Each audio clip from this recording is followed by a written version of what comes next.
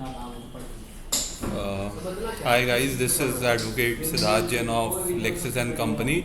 Today we will discuss about law of torts. The law of tort in India is developed and evolved from law of torts in UK, most popularly known as judge-made law. This law does not come from a statute and is not codified. Irrespective of this, it has been in existence for a number of years.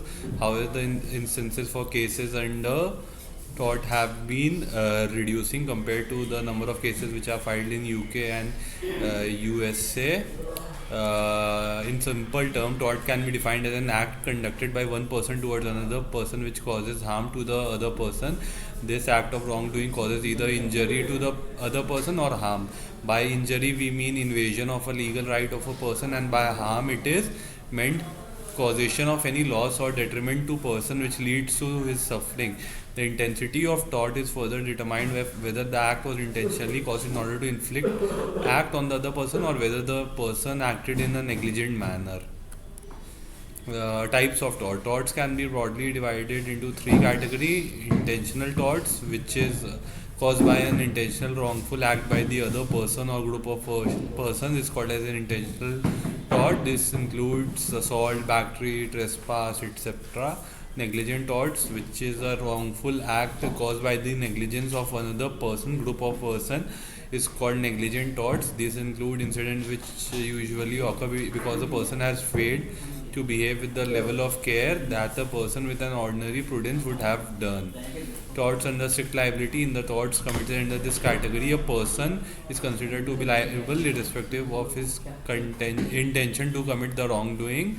These torts are of a strict nature that the court deems to fit rule out the need for proving intentional here.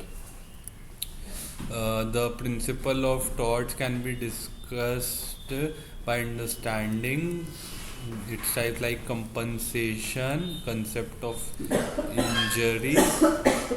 Concept of injury deals with injurious and amnum, which means that an injury is caused to the legal right to the person without causing any actual damage to him. Such an act, even without any damage caused, can be entitled for a suit under tort merely because the right of a person is violated.